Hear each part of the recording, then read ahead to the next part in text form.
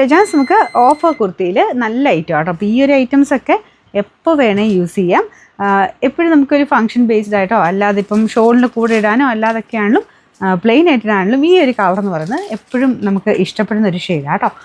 ഇതിൻ്റെ ഫ്രണ്ട് പോർഷനിൽ പ്ലെയിനും അല്ല, അത്യാവശ്യം നല്ല വർക്കൊക്കെ വീനെക്ക് പാറ്റേണിൽ വന്നിട്ട് ഫ്രണ്ടിൽ അക്കോബ ഡിസൈൻ, സൈഡിലോട്ട് സിഗ്സാഗിൻ്റെ ഒരു പാറ്റേണൊക്കെ കൊടുത്ത് നല്ല അടിപൊളിയായിട്ട് വന്നേക്കുന്ന ഐറ്റമാണ്. ലൈനിങ് ഇട്ടിട്ടുണ്ട് കേട്ടോ. ലൈനിങ് ഇട്ട് ചെയ്തേക്കുന്നുണ്ട്. നെക്സ്റ്റ് സൈസ് എടുക്കണം. അപ്പോൾ അത് നോക്കിയിട്ട് കറക്റ്റായിട്ട് എടുത്താൽ മതി. ലൈനിങ് ഉണ്ട്, ഒന്നുകൂടെ കൺഫേം ചെയ്തതാണ്. അപ്പോൾ ഇതിൻ്റെ പാറ്റേൺ ഒക്കെ നല്ല കേട്ടോ. ലൈനിങ് ഉള്ളതുകൊണ്ട് നെക്സ്റ്റ് സൈസ് എടുക്കാൻ ഞാൻ പറഞ്ഞത്. സൈസസ് കൊടുത്തേക്കാം. അപ്പോൾ ഇതിൻ്റെ കറക്റ്റായിട്ട് നിങ്ങളുടെ സൈസ് നോക്കിയിട്ട് മാത്രമേ സ്ക്രീൻഷോട്ട് അയക്കാവുള്ളൂ. മീഡിയം നോർമലി യൂസ് ചെയ്യുന്നത് ഇതിൻ്റെ എൽ എന്നുള്ള പോർഷനിൽ അതുണ്ടെങ്കിൽ മാത്രം സ്ക്രീൻഷോട്ട് എടുത്ത് അയയ്ക്കുക. കാരണം നമുക്ക് ആ ഒരു ഓട്ടോമാറ്റിക് റിപ്ലൈ ആണ് നിങ്ങൾക്ക് കിട്ടുന്നത്. അപ്പോൾ നിങ്ങൾ കറക്റ്റായിട്ട് അയച്ചെങ്കിൽ മാത്രമേ ഉള്ളൂ കറക്റ്റ് റിപ്ലൈ കിട്ടുള്ളൂ. നിങ്ങൾ ഫോട്ടോ ഏത് അയക്കണം അതിൻ്റെ അവൈലബിലിറ്റിയാണ് നിങ്ങൾക്ക് കിട്ടുന്നത് കേട്ടോ.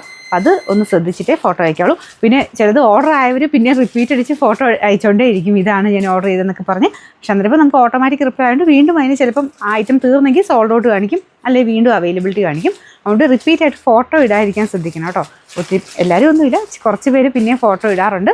അപ്പോൾ അതിൻ്റെ ഇപ്പോൾ ഇൻ കേസ് അതിൻ്റെ അവൈലബിലിറ്റി വീണ്ടും വന്നാലും അതിൻ്റെ പേരിൽ ടെൻഷൻ അടിക്കേണ്ട, ഒന്നുകൂടെ ചോദിച്ചാൽ മതി. അത് ആ ഒരു നമ്മൾ ആ ഓട്ടോമാറ്റിക് സിസ്റ്റം യൂസ് ചെയ്യുന്നതുകൊണ്ടാണ് കേട്ടോ.